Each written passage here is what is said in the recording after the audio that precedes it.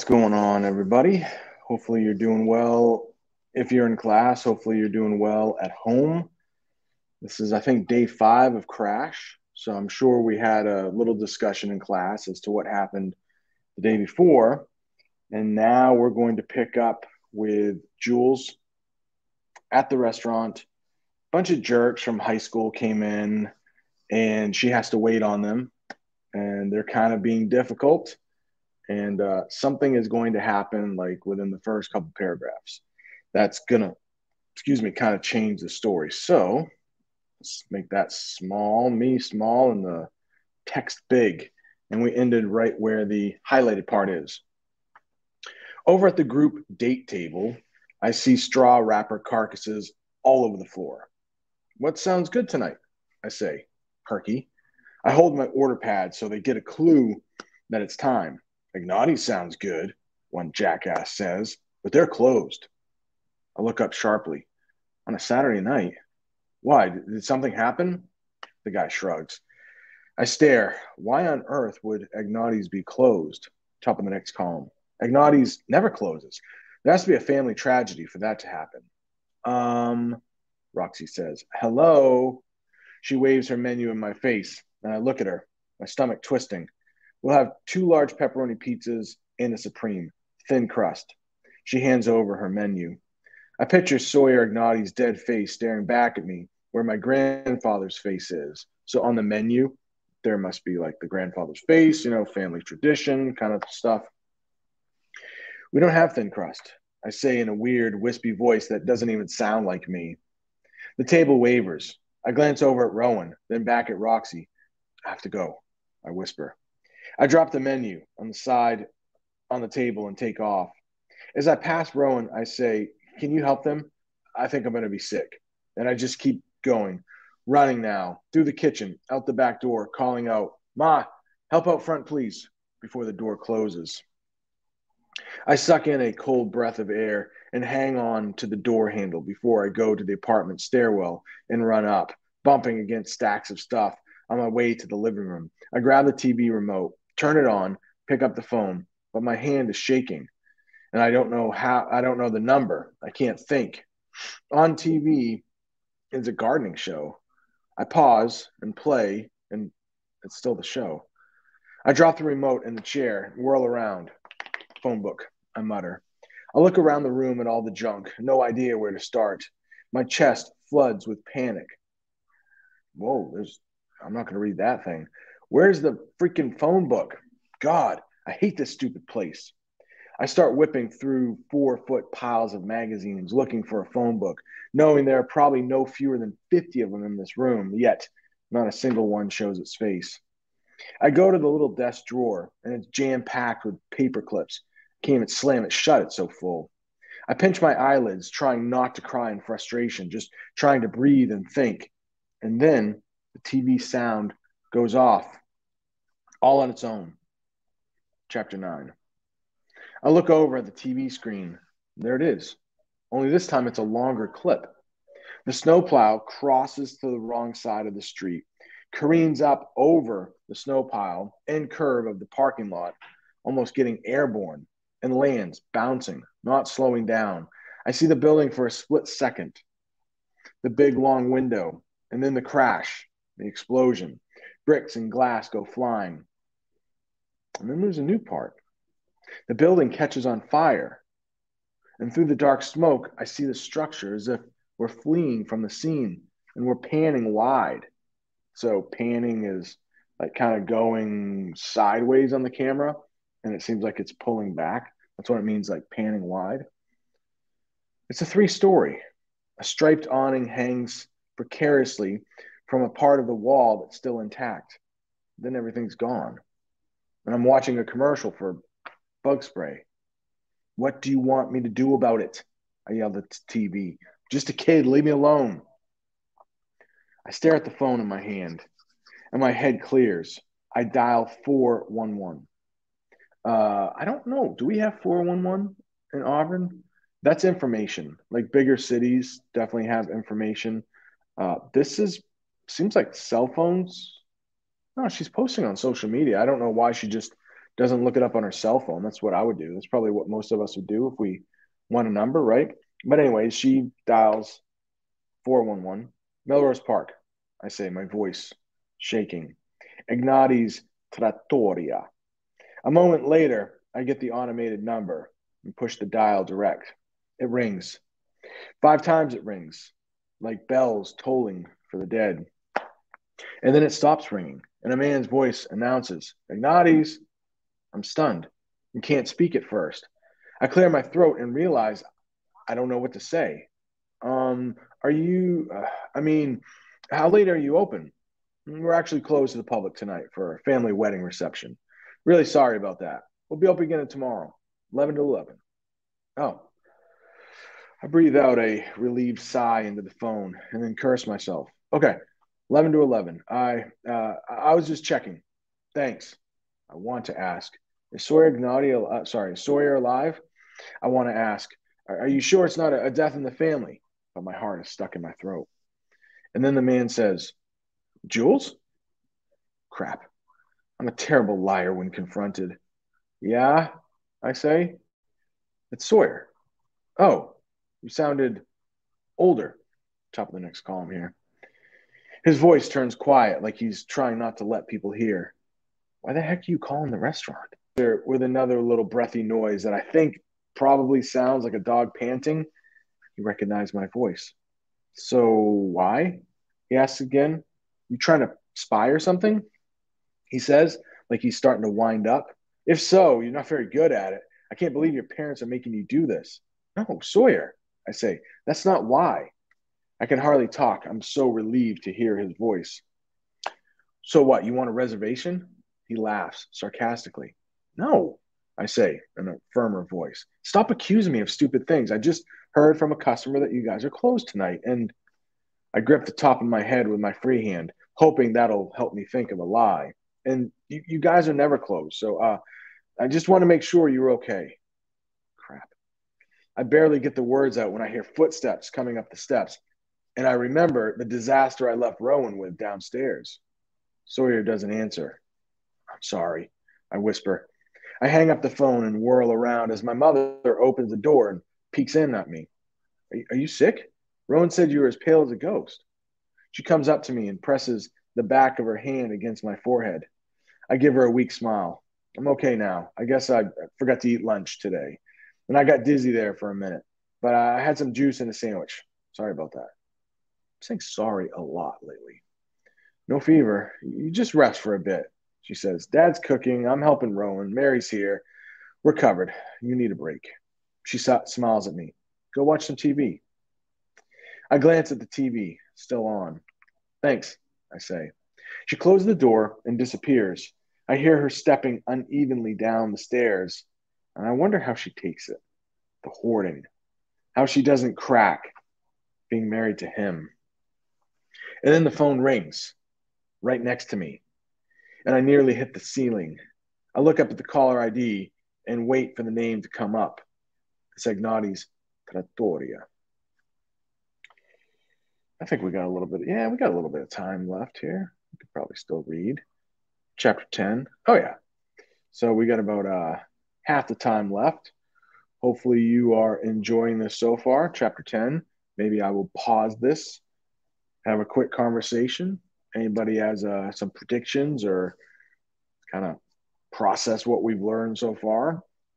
There are some very, very good people here at predicting things. So, or making observations that sometimes I forget or I don't even know. So I'd love to hear what you have to say. Chapter 10. I panic. Did he hit the call button on his caller ID by accident? If I answer, I'll look desperate. What does he want? I'm sure it's a mistake. I imagine how the awkward sorry. And I imagine the awkward conversation that would follow. Hello? Oops, wrong number. Hit last call by mistake. Okay, bye. Yeah, bye. Next column. Weird.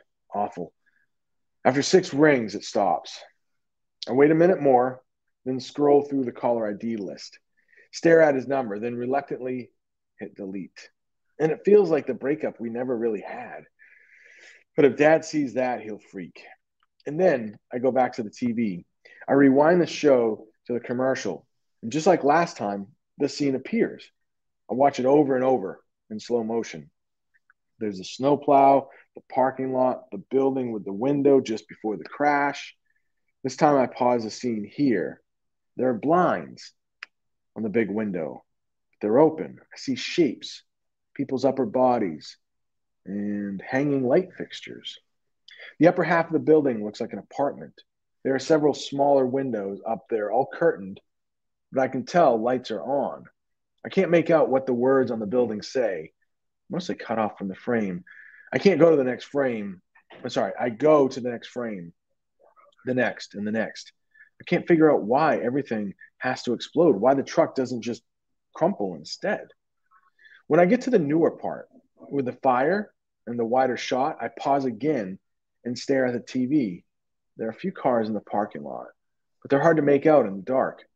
The only distinguishing feature I can see is the awning that's dangling there from the explosion. I can't even tell what the color is because of the smoke and shadows and snow, but it definitely has wide stripes, like a restaurant awning would have. An Italian restaurant. Top of the next column. I sigh deeply and squeeze my eyes shut, massaging the lids. I've been avoiding this thought, not wanting to face it, but nothing else makes sense. I don't remember ever being behind Ignati's before. We just never go there for obvious reasons. But I think the vision is showing me the back of their restaurant.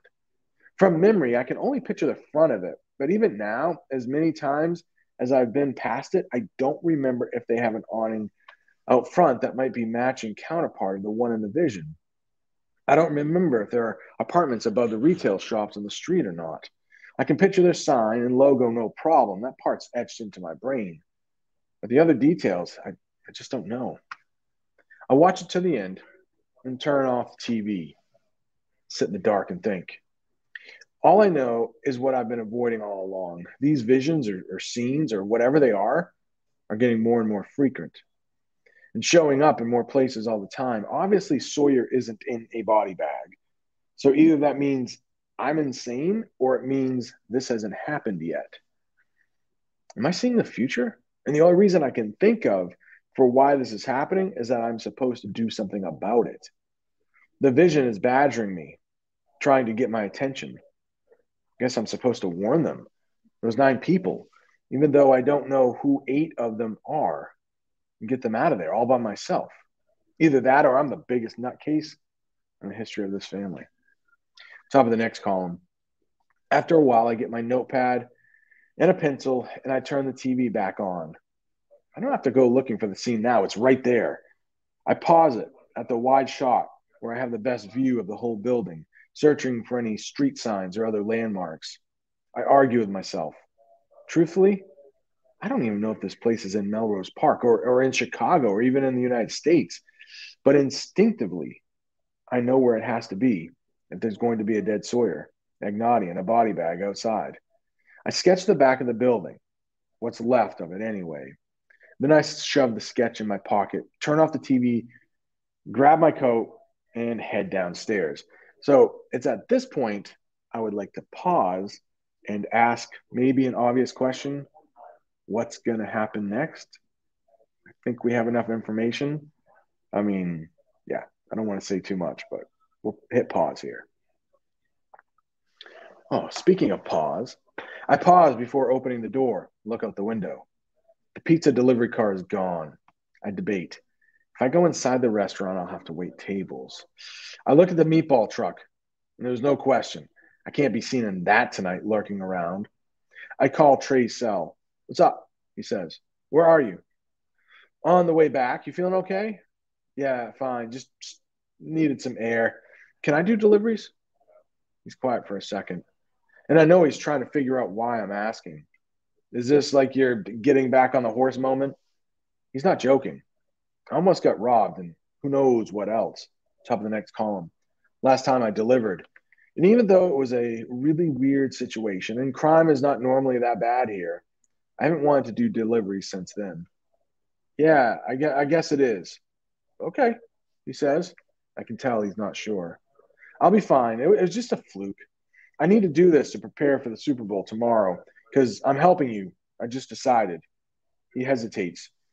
Just make sure you do what I told you if anything happens. I will, I promise. I smile. He told me to kick him in the meatballs. You're the best. I know, he says. Now go check on the next order and make sure it's in a good neighborhood. I'm pulling into the alley now. Got it. I hang up and go into the restaurant. I see the delivery bag on the warming shelf by the door, check the address to make sure I know where it is, and without anybody noticing me, I grab the meat tray at the car. He gives me a weird look. Is it in a good neighborhood? He asks. Yeah, I say, showing him the ticket. I'll be safe. I look him in the eye so he knows I'm not lying. I have my phone and my keys.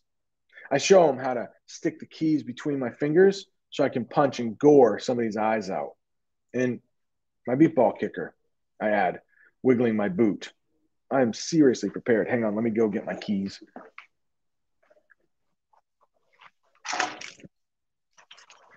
All right, maybe make the screen a little bigger here.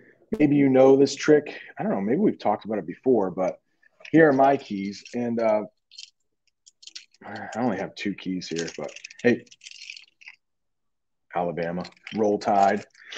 I think I'm filming this on Monday, but I think we'll watch this on Tuesday. So hopefully Alabama won another national championship.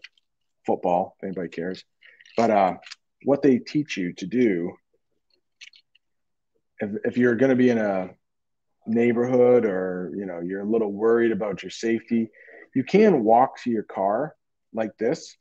Put this sharp thing in between your fingers, and if anybody like tries to mess with you, punch it. Look at that. Punch them like that. Boom. Right into the eye. Go right for the eyes. I mean, this is going to hurt, even if you're a smaller person. So I got this little key. This little key probably won't do too much damage. It's for a lock that I no longer have. Probably should just get rid of it. But all right, so there's your self-defense lesson for the day, just in case you didn't know. I probably did. I almost think we talked about it in class already. But I don't know. All right, next. So she's got her meatball kicker. She's got her keys. He seems satisfied, and mom and dad are good with this. Top of the next column. I open my mouth to say yes, but I can't lie to him. So I just close it again. He shakes his head at me and sighs. Just go. Pizza's getting cold. Thank you. I hop in the car as he turns to go inside. If anything happens to you, they'll blame me, he calls out. Do you really want that guilt hanging over you? I smile a little so he knows I heard him, close the door, drive down the alley. My mind is not on getting robbed. I head straight to Agnotti's and pull down the side street into the back parking lot. When I stop the car, take a good long look at the building in front of me, I don't need a sketch in my pocket to confirm it. This building is going to explode. Chapter 11. It's probably a good place for us to stop, I would think. That's almost 20 minutes. So that's the reading for today, at least the fiction reading. I do apologize because we'll take a short break in class. But for the rest of the time, we're going to read some more. Hey, so the good news is, there's no actual work today. However, the reading that we're going to do in a minute, I cannot promise is in any way exciting. It's definitely informative. I mean, you might think Crash is really boring too. I hope not. Hope you like it. But I think fewer people are going to enjoy the reading we have to do on the brain. It is a bit tedious, but it is 100% good practice for some of the harder stuff that you're going to have to read in high school. All right. Hope you enjoyed this. I hope you enjoy what's next. I kind of apologize.